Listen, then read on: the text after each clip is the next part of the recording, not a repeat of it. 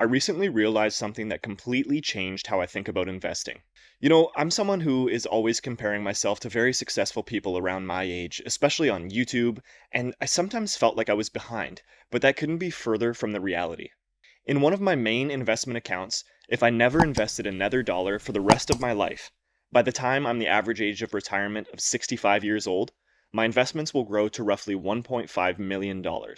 Now, a quick disclaimer as usual, I am not a financial advisor, so this is not financial advice. This is purely for educational purposes only.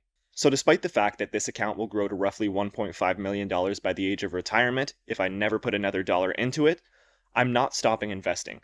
In fact, I plan to continue to increase my contributions as I progress further in my career and make more money. But this milestone taught me something that I think every young investor needs to hear. I've reached this point not because I make hundreds of thousands of dollars a year. In fact, I've never made six figures in a single year so far in my career. The only reason that this is possible is because I started investing consistently as soon as I started working full time. So to quickly get into the math of how I would be able to have around 1.5 million by the age of retirement. The specific investing account that I have has around $41,000 into it. At a 10% return, which is the historical average of the S&P 500, from the age of 26 to the age of 65, that account would be worth around 1.5 million after the interest is taken into consideration. Now, this isn't a guarantee. The market won't return exactly 10% every year. Some years will be better, some much worse. But the point isn't the exact number. The point is what time can do. I've basically done the same thing every single payday. I started investing automatically on paydays, like I literally went in and set it up so that the day I get paid, I pay myself first. And that's one big thing that I always preach is paying yourself first. And I actually initially kept a large amount in a GIC. And essentially for those of you that don't know what a GIC is, it means I put money into account and I got a guaranteed return. It's much less typically than the average return of, like I said, say for example, the S&P 500, but it's a guaranteed return and your money is locked and you can't touch it unless it's in a redeemable GIC, but we won't go into detail on that. I felt that at that point in time it was safer and I didn't have the knowledge that I have today. So as time passed, I continuously learned more and more about investing in personal finance and eventually moved my money into the market. And as I said, that's when I continued contributing. I set up those auto investments so that I was constantly investing into the market and dollar cost averaging, and I increased my contributions as my salary increased.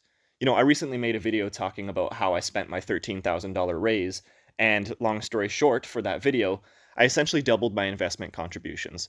Yes, sure, say for example, I went and had the nice dinner when I got a raise to celebrate it, but really the bulk of that raise went to increasing my contributions into investing.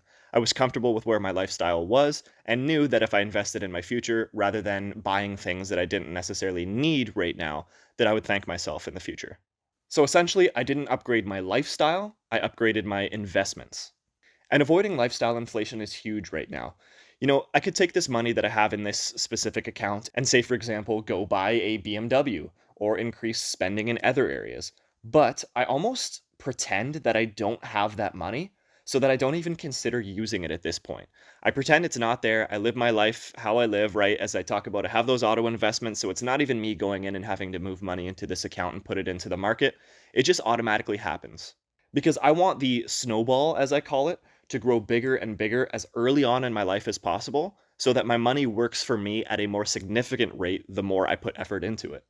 And I see each of my raises as an opportunity. Most people increase their lifestyle with raises, and I tried to increase my future instead.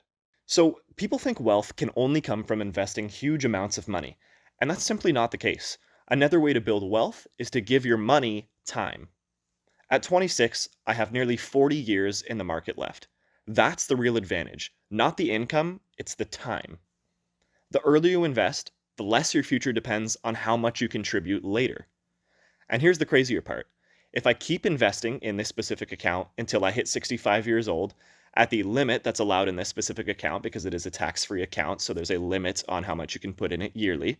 If I only do that limit every single year in this one account, it would likely grow to over $4 million. And this is one of the reasons why I'm not stopping. The point isn't that I can stop. The point is that I don't have to rely solely on future contributions anymore because time is working for me too. So this video isn't about me reaching $1.5 million. It's about proving that the earlier you start, the harder your money starts working. The goal isn't to become rich overnight. The goal is to reach the point where my past financial decisions are doing more work than my future ones. And I would ideally like to get to a point in my life where, if I want to increase my lifestyle, I can comfortably do so without risking my future. I would much rather get to the point where my investments are making more money in a year than me working or my contributions are in a year. And that way, I don't have to rely on anyone else in order to live my life and do the things that I want to do. So it's about making sacrifices earlier on in life that your future self is going to thank you for. So that's all for today's video, guys. Hopefully you took something from the video. If you did and you'd like content like this, please feel free to subscribe. If you have any questions, please feel free to leave them in the comments section down below. But that's all for today. Thank you guys for watching, and I'll see you in the next one.